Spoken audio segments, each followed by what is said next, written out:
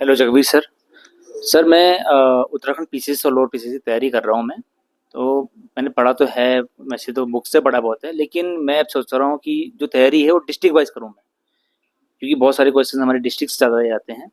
तो मैं आपसे जानना चाहता हूँ कि मैं स्टार्ट करना चाहता हूँ उत्तरकाशी से। तो आप मुझे कुछ उत्तरकाशी के बारे में बताइए कि वहाँ से क्या क्या क्वेश्चंस आते हैं या क्या क्या ऐसी चीज़ें हैं जो हमारे एग्जाम रिलेटेड हैं।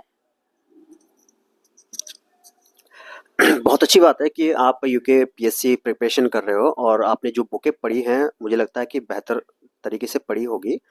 और हाँ, उदित जी, सबसे पहले मैं आपको बताना चाहता हूँ कि जो उत्तराखंड का जो पीसीएस का एग्ज़ाम है, डिस्ट्रिक्ट्स से रिलेटेड काफ़ी प्रश्न पूछे जा रहे हैं आजकल एग्ज़ाम्स में। चाहे हम मेलों की बात करें या मंदिरों की बात करें या वहाँ का रीति रिवाज या वहाँ के रीति रिवाजों की बात करें, तो ये सारी चीज़ें बहुत ही ज़्यादा फोकस किया जा रहा है उत्तराखंड पीसीएस के द्वारा। तो आप यदि उत्तराखंड जो आपका स्टडी चल रहा है बेहतरीन चल रहा होगा, तो उदित जी मैं आपको एक ही चीज़ कहूँगा कि आप उत्तराखंड को अगर आप करीब से जाना चाहते हो तो आप एक बार उत्तराखंड के दर्शन कीजिए। 13 के 13 जिलों में जाइए और उनको क्लोजली आप उन्हें देखिए, क्योंकि हर हर 2 किलोमीटर 5 किलोमीटर में यहाँ पे रीति रिवाज बहुत ज़्यादा चेंज हो जाता है। और हम उत्तरकाशी की अगर हम बात करते हैं तो उत्तरकाशी एक ऐसा जिला है जो एरिया वाइज सेकंड नंबर का जिला है और उत्तराखंड के उत्तर दिशा में पड़ता है, चाइना बॉर्डर पे लगा हुआ है और जिसका टोटल एरिया है 8016 किलोमीटर स्क्वायर। मतलब उत्तराखंड का दूसरा जिला जो क्षेत्रफल में सबसे बड़ा जिला है उत्तरकाशी। अगर मैं उत्तरकाशी की बात करूं तो उत्तर काशी दो शब्दों से बना है, उत्तर का काशी या जिसका प्राचीन नाम बाड़ाहाट या सौम्य काशी भी कहा जाता है। बाड़ाहाट एक जगह है वहाँ पे और इसलिए इसका प्राचीन नाम बाड़ाहाट एवं सौम्य काशी है।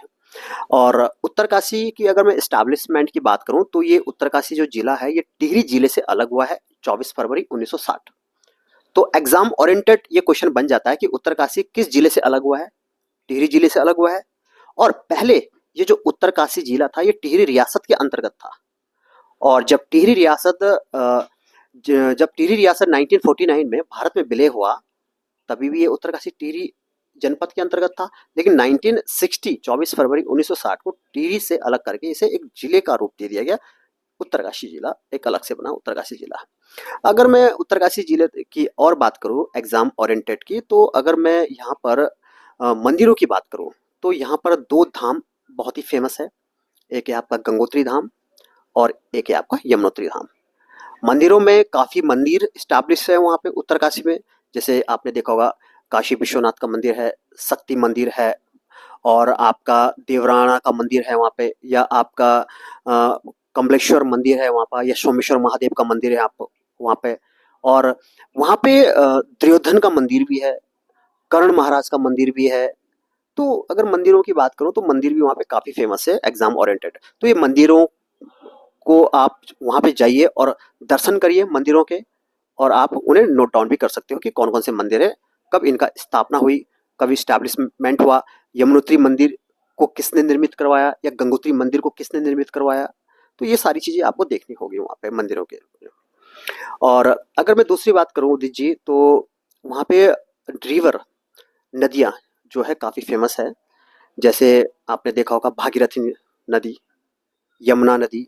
तो ये उत्तरकाशी से ही भागीरथी नदी गौमुख से निकलती है और यमुना नदी यमुनोत्री ग्लेशियर से निकलती है। और आपका टॉन्स रिवर जो है काफ़ी फेमस रिवर है, एग्जाम ओरिएंटेड से रिलेटेड ये भी है टॉन्स रिवर, तो ये भी काफ़ी फेमस नदी है। ये तीन नदियाँ मुख्य रूप से काफ़ी महत्वपूर्ण है एग्जाम के दृष्टिकोण से। अगर मैं भागीरथी नदी की बात करूं तो भागीरथी नदी का जो उद्गम होता है वो गंगोत्री ग्लेशियर के गौमुख से होता है।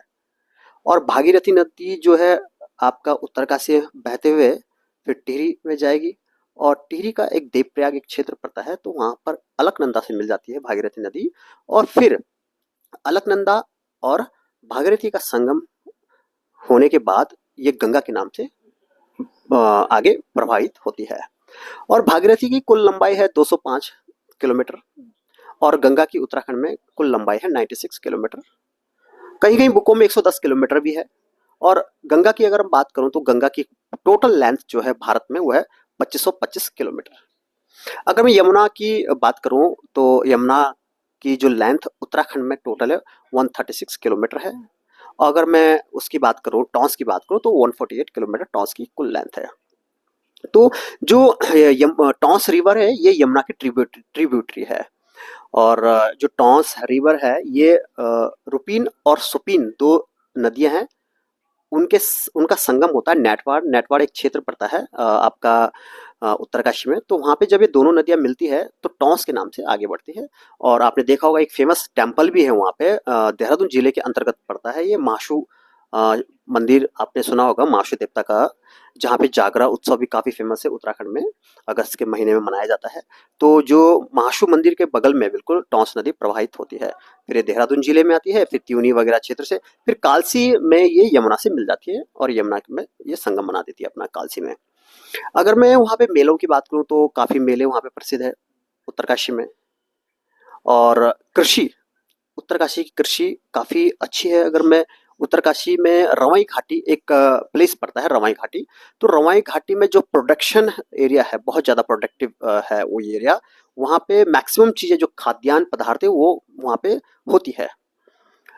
तो वहाँ पे एक क्षेत्र है पुरला घाटी।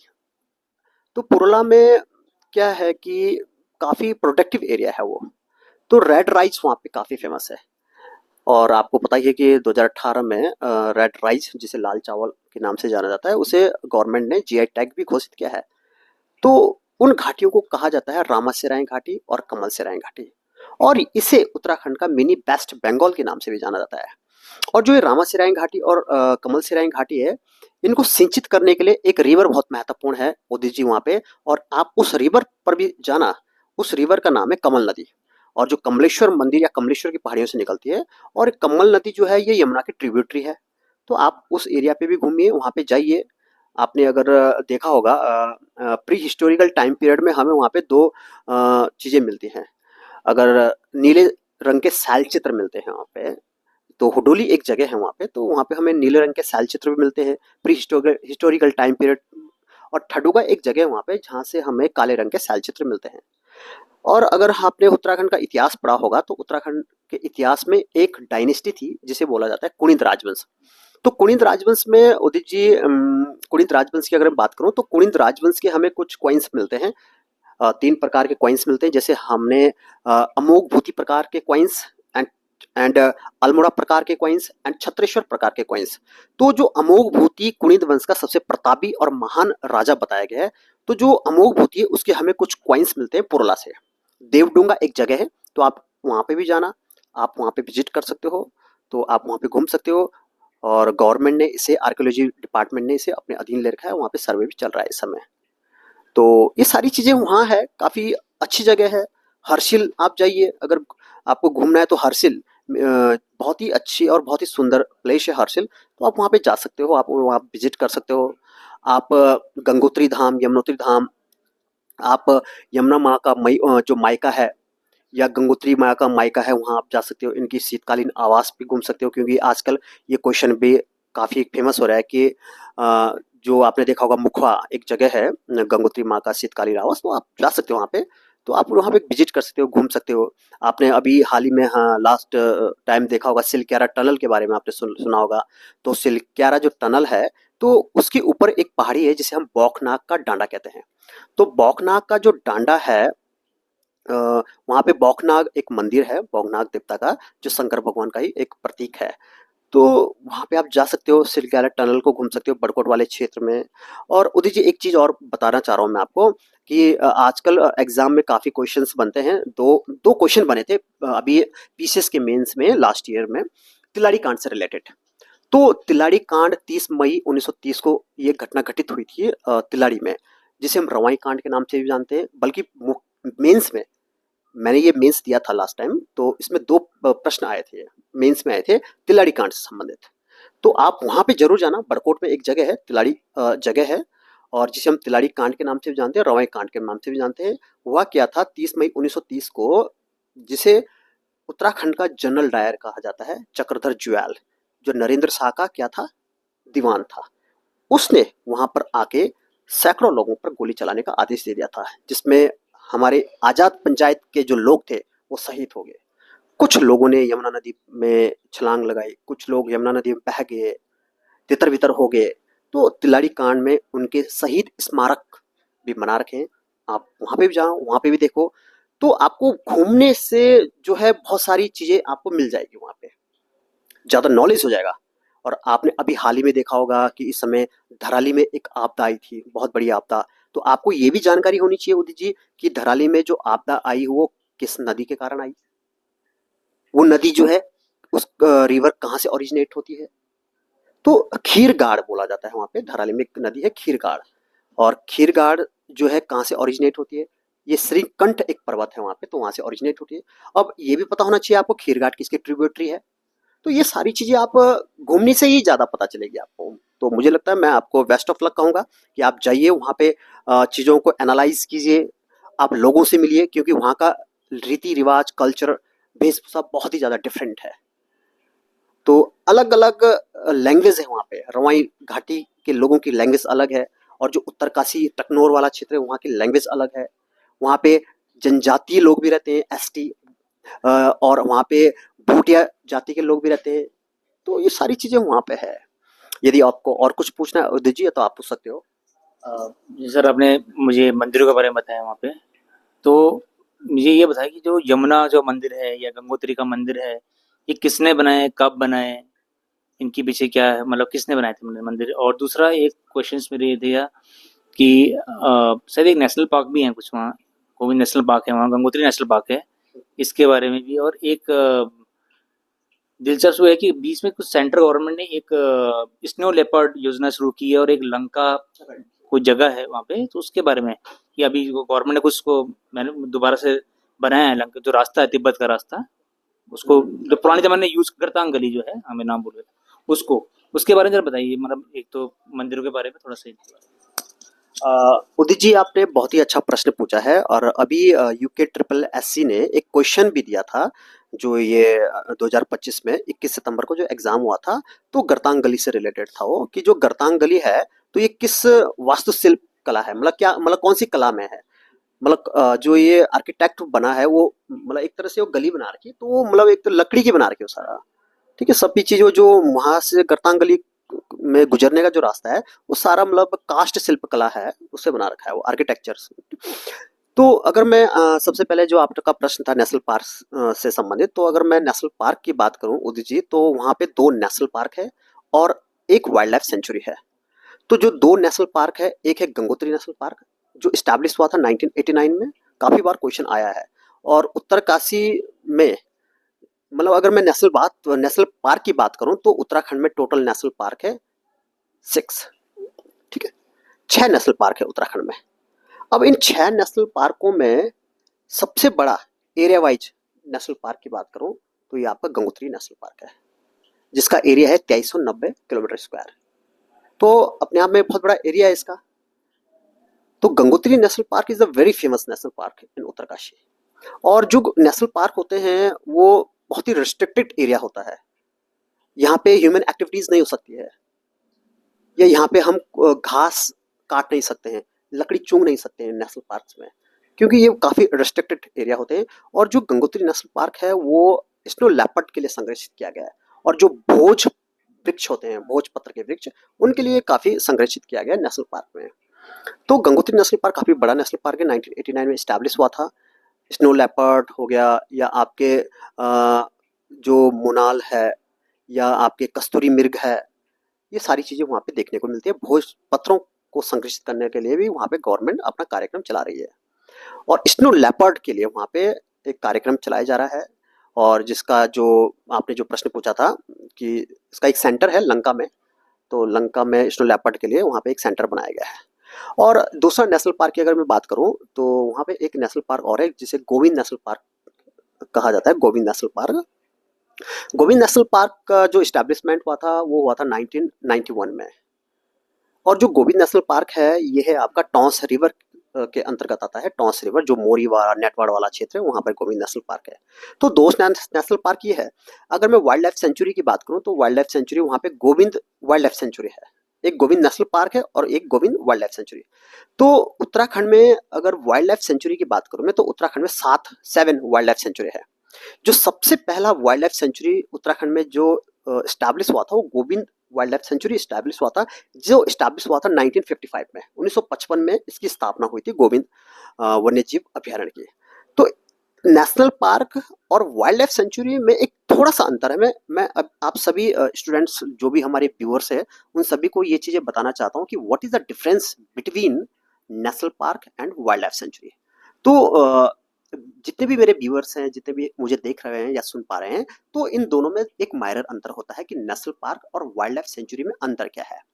देखो, नेशनल पार्क में क्या होता है कि नेशनल पार्क के अंतर्गत आप ह्यूमन एक्टिविटीज जो है वो बिल्कुल रिस्ट्रिक्टेड है। गवर्नमेंट यहाँ पर ह्यूमन एक्टिविटीज नहीं करने देती है, बाउंड्रीज होती है पूरी, और पर्टिकुलर कुछ एनिमल्स को संरक्षित किया जाता है नेशनल पार्क के अंतर्गत। और एक विधि है हमारे पास जिसे बोला जाता है इन सीटू संरक्षण विधि के तहत इन्हें ही संरक्षित किया जाता है। जैसे देखा होगा आपने कॉर्बेट नेशनल पार्क। भाई कॉर्बेट नेशनल पार्क क्यों फेमस है? टाइगर के लिए फेमस है या एलिफेंट के लिए फेमस है? राजाजी नेशनल पार्क क्यों फेमस है? एलिफेंट्स के लिए फेमस है या टाइगर प्रोजेक्ट भी यहाँ पे चलाया जा रहा है। तो नेशनल पार्क में किसी भी व्यक्ति को अलाउड नहीं है, कोई भी व्यक्ति अंदर नहीं जा सकता नेशनल पार्क। अगर अगर आपको नेशनल पार्क में घूमने जाना होगा तो आपको गवर्नमेंट से अनुमति लेनी पड़ेगी, आपको टिकट्स वगैरह जो होते हैं वो लेना पड़ेगा, और आपके साथ बकायदा जो फॉरेस्ट गार्ड हैं वो लोग आएंगे। अब वाइल्ड लाइफ सेंचुरी में ह्यूमन एक्टिविटीज हो सकती है लेकिन कुछ दायरे तक।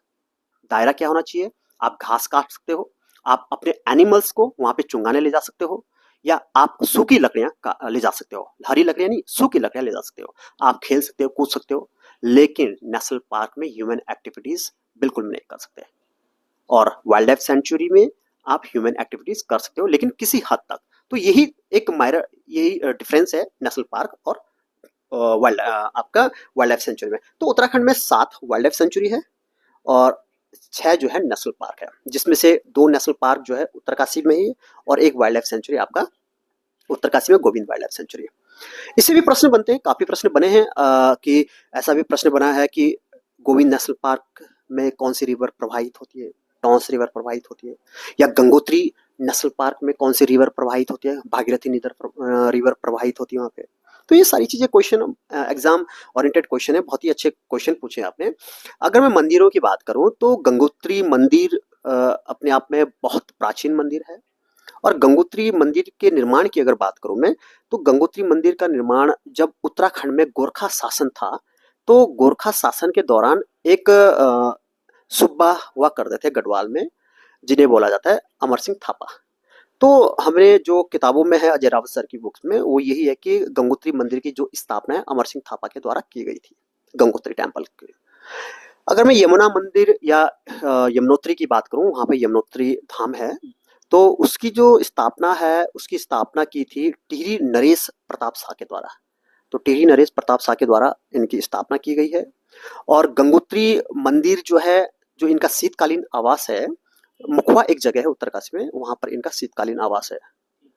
और जो आपका यमुनोत्री मंदिर है, इनका शीतकालीन आवास सोमेश्वर एक धाम है, तो वहां पे इनका शीतकालीन आवास है। तो ये सारी चीजें हैं। तो और भी अगर आपके दिमाग में या आपके माइंड में कुछ और चीजें हैं तो आप पूछ सकते हो उदित जी। और मैं तो ये चाहूंगा कि आप 2025-26 का जो लोअर पीसीएस का, अभी आपने कैलेंडर देखा ही होगा, कैलेंडर के तहत लोअर पीसीएस का एग्जाम भी जल्दी है, अपर पीसीएस का एग्जाम भी जल्दी है, तो आप इन चीज़ों की प्रिपरेशन करिए और आपको डिटेल में इनकी जानकारी रखनी होगी, क्योंकि मेंस में अब ये हो गया है कि 200 नंबर का एक पेपर होगा, 200 नंबर का एक पेपर होगा, 400 नंबर का उत्तराखंड का काफ़ी स्कोरिंग है मेंस के लिए। तो आपको उत्तराखंड अच्छे से पढ़ना होगा, डिटेल से पढ़ना होगा।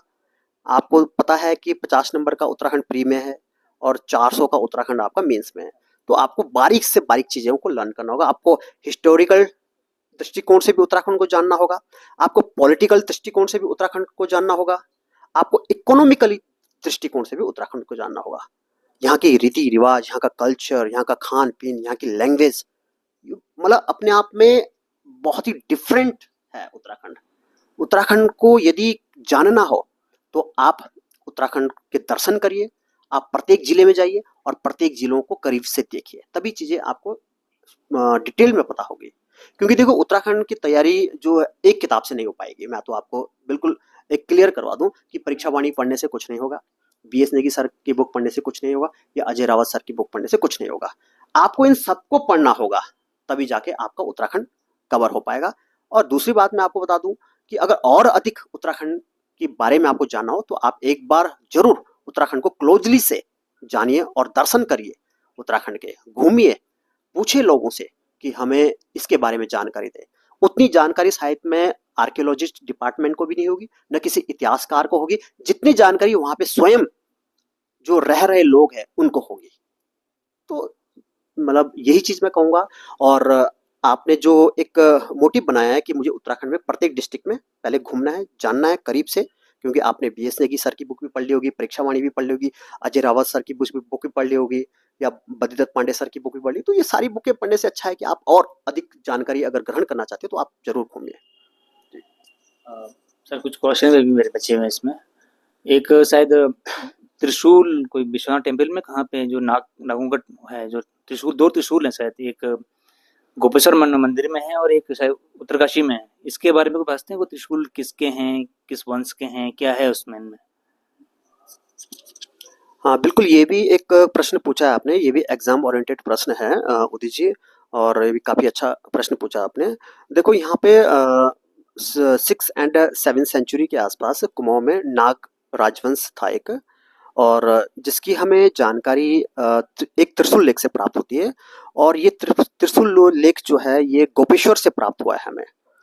और जो गोपेश्वर एक जगह है चमोली में, तो गोपेश्वर में ऐसा कहा जाता है कि नाग राजाओं ने के द्वारा, नाग वंश का एक राजा था जिसका नाम था गणपति नाग। तो राजा गणपति के नाग के द्वारा ये त्रिशूल लेख गाड़ा गया था गोपेश्वर के महाशिव देवालय में। तो ये काफी लंबा त्रिशूल लेख है, और गणपति नाग ने अपने वंश या अपने पूर्वजों का नाम इस त्रिशूल लेख में गड़वाया था। तो हमें इसी त्रिशूल लेख से एक जानकारी प्राप्त होती है कि भाई नागों का भी यहाँ पे उल्लेख रहा है, मतलब नाग राजवंश ने यहाँ पे सत्ता पर रहे हैं उत्तराखंड में कुछ समय तक के लिए। और उसके बाद जो एक त्रिशूल लेख और जगह गाड़ा है इन्हीं नाग राजाओं के द्वारा, उत्तरकाशी में एक जगह है शक्ति मंदिर, बाड़ाहाट में ये शक्ति मंदिर है। तो शक्ति मंदिर जो है, शक्ति मंदिर के बीचों बीच एक त्रिशूल लेख गाड़ा गया है, जो ऐसा प्रतीत होता है हमें कि ये नाग राजाओं के द्वारा ये गाड़ा गया है, और गणपति नाग के द्वारा ये गाड़ा गया है वहाँ पे शक्ति मंदिर में। और एक चीज और है कि होता क्या है उत्तराखंड में, 1191 के आसपास राजा अशोक चल जो नेपाल के राजा थे, उन्होंने यहाँ पर आक्रमण किया था उत्तराखंड पर। और जब उन्होंने आक्रमण किया था तो इसी त्रिशूल लेख पर, जो गोपेश्वर का त्रिशूल लेख है, उसी त्रिशूल लेख पर अपनी विजयों का उल्लेख भी करवाया था गणपति नाग के द्वारा। और फिर जब इन्होंने चमोली वाला क्षेत्र को विजिट किया, फिर ये उत्तरकाशी वाले क्षेत्र में भी गए, तो ऐसा हमें प्रतीत होता है कि उत्तरकाशी में जो त्रिशूल लेख है बाड़ाहाट में शक्ति मंदिर पर, वहां पर भी इन्होंने अपनी विजय का उल्लेख करवाया है। तो कुछ समय के लिए अशोक चल ने पूरे उत्तराखंड पर राज किया है। और जब ये बाद में वापस चले जाते हैं नेपाल, डोटी प्रदेश, तो उसके बाद ये अपने सामंत के द्वारा उत्तराखंड पर शासन करते हैं, और इनके सामंत का नाम पुरुषोत्तम के नाम से जाना जाता है इनके सामंत को। तो कुछ समय के लिए ऐसा प्रतीत होता है हमें कि अशोक चल के द्वारा भी यहाँ पे सत्ता हासिल की गई थी, और जिनका हमें उल्लेख गोपेश्वर त्रिशूल लेख से प्राप्त होता है, जिनका एविडेंस हमें गोपेश्वर त्रिशूल लेख से प्राप्त होता है जी। सर इसमें जैसे एक भागीरथी रिवर के बारे में बताया आपने मुझे, जो गोमुख का इलाका है उसके बारे में बताइए, कितने किलोमीटर पे ग्लेशियर फैला हुआ है, कितना लंबा ट्रैक, कितना दूरी पे है ये, मतलब मेन गंगोत्री मंदिर से कितनी दूरी पे है, और इसके बारे में थोड़ा सा। उदित जी, जैसे आपको पता है जो गंगोत्री ग्लेशियर है, ये गंगोत्री ग्लेशियर अपने आप में बहुत बड़ा ग्लेशियर है, और ये कोई एक ग्लेशियर से नहीं बना है। अगर मैं गंगोत्री ग्लेशियर की बात करूं, तो अगर आपके पास ऐसा प्रश्न बनता है कि उत्तराखंड का सबसे बड़ा ग्लेशियर कौन सा है एरिया वाइज, तो वो गंगोत्री ग्लेशियर है। गंगोत्री ग्लेशियर उत्तराखंड का सबसे बड़ा ग्लेशियर है। और उत्तराखंड का दूसरा सबसे बड़ा ग्लेशियर है पिंडारी ग्लेशियर, जो आपका चमोली और बागेश्वर में पड़ता है, और गंगोत्री ग्लेशियर आपका उत्तरकाशी में पड़ता है। तो एरिया वाइज ये बहुत बड़ा ग्लेशियर है, और ये एक ग्लेशियरों का हिमखंड नहीं है, ये कम से कम इसमें 4-5 ग्लेशियर है, अलग अलग टुकड़ों से बना हुआ है। जैसे आपने देखा कैलाश या चतुरंगी या गंगोत्री या गौमुख, ये अलग अलग ग्लेशियरों के नाम है। तो वहां पर एक पर्टिकुलर एक जगह है जिसे बोला जाता है गौमुख, या इसी को हम गौमुख ग्लेशियर के नाम से, मतलब गाय के मुंह की तरह है वो। तो वहीं से भागीरथी नदी प्रवाहित होती है, वहीं से भागीरथी नदी निकलती है। और गंगोत्री धाम से अगर मैं बात करूं, जहाँ पे पर्टिकुलर गंगोत्री धाम है, वहां से आपको कम से कम 100 या 130-40 किलोमीटर आगे चलना पड़ेगा, तब जाके आपको गंगोत्री एक वो मिलेगा आपको ग्लेशियर प्रॉपर, जहाँ से वो मतलब हुआ है। लगभग लगभग हाँ, इसके आसपास आपको जब हर्षिल वाला क्षेत्र है, हर्षिल से आगे आपको जाना पड़ेगा उत्तरकाशी से।